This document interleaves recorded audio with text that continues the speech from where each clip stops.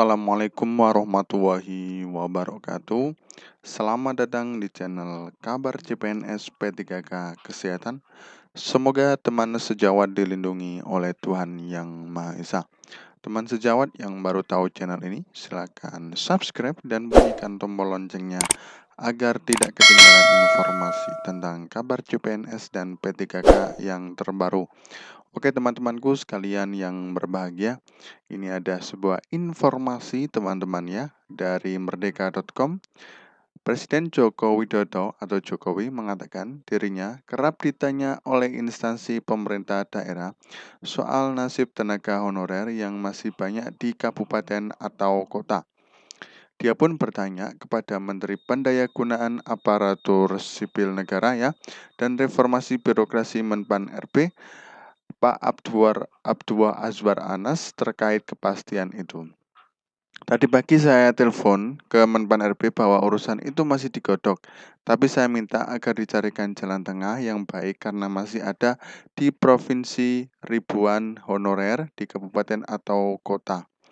Itu juga angka-angka yang perlu kita pikirkan bersama. Jadi ini Pak Jokowi juga sangat peduli dengan nasib honorer ya teman-teman ya. Ia meminta untuk Pak Azwar Anas untuk mencari jalan tengah yang nantinya biar tidak tumpang tindih antara honorer dengan pemerintah. Karena honorer juga sangat berpengaruh kepada roda pemerintahan ya tentang pelayanan publik di seluruh Indonesia ini teman-teman ya. Lanjut teman-teman. Menteri Pan RB Abdullah Azwar Anas menyatakan saat ini sejumlah opsi alternatif sedang dibahas bersama DPR, DPD, dan Asosiasi Pemerintah Daerah pada semua tingkatan mulai gubernur hingga bupati atau wali kota.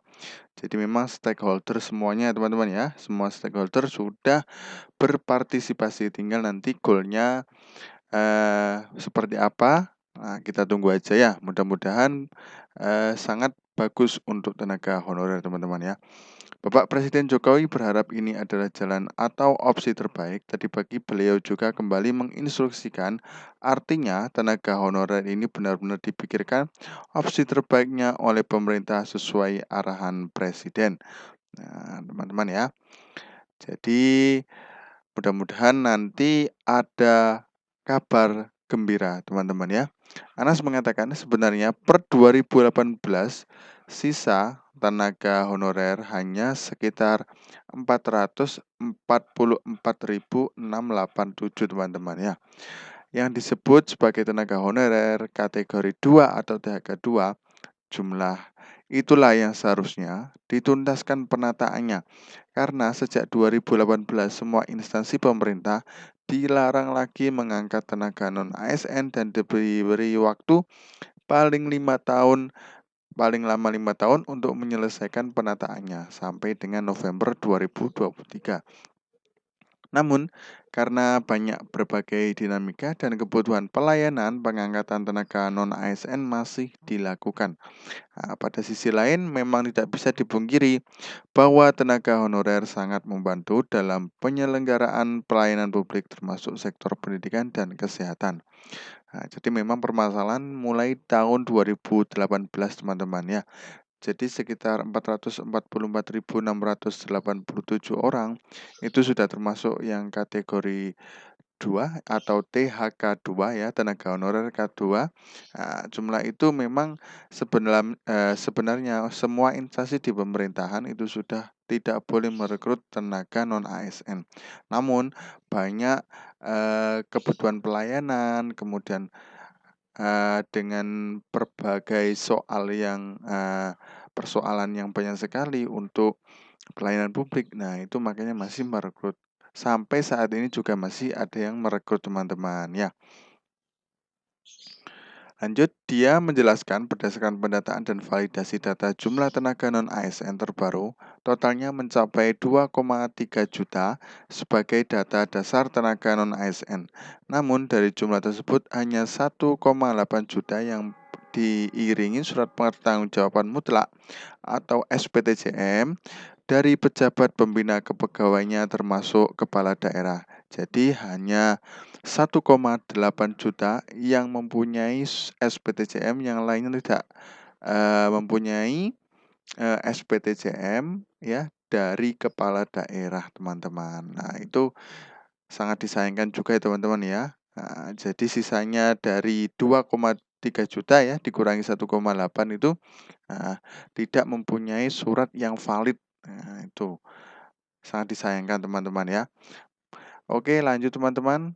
Nah, saat ini Kementerian PNRB secara maraton telah bertemu dengan APKASI, kemudian APEKSI ya, Asosiasi Pemerintah Kota Indonesia, APPSI, Asosiasi Pemerintah Provinsi Seluruh Indonesia, untuk mencari opsi terbaik bagi penataan tenaga non-ASN. Jadi pemerintah pusat tidak mau seenaknya sendiri, tapi kami mau dengar suara daerah sebagai salah satu pengguna terbanyak tenaga non-ASN. Bahkan, besok saya ke Kalimantan Timur untuk bertemu para gubernur di dalam APPSI guna membahas tenaga non-ASN. Nah, memang ada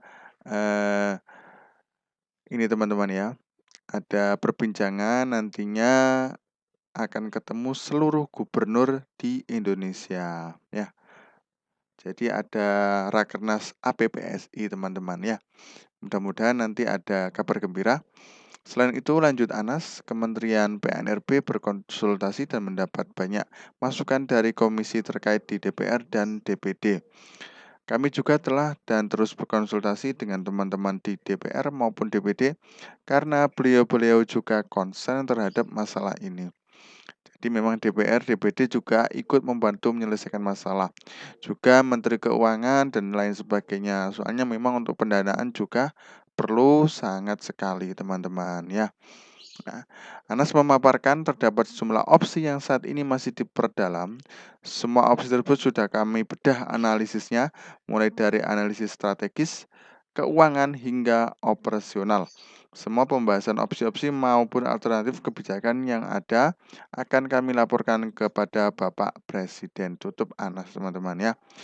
Mudah-mudahan nanti ada kabar gembira, teman-teman ya. Nanti tetap kita berdoa semoga teman-teman honorer yang dahulu-dahulu ya, yang mulai 2018 sampai sekarang mudah-mudahan nantinya langsung diangkat PNS ya, atau diangkat P3K ya, supaya nanti kesejahteraan mereka juga terlengkapi, teman-teman ya, dengan pengorbanan mereka mulai pandemi sampai sekarang, teman-teman ya. Oke, terima kasih, semoga bermanfaat. Wassalamualaikum warahmatullahi wabarakatuh.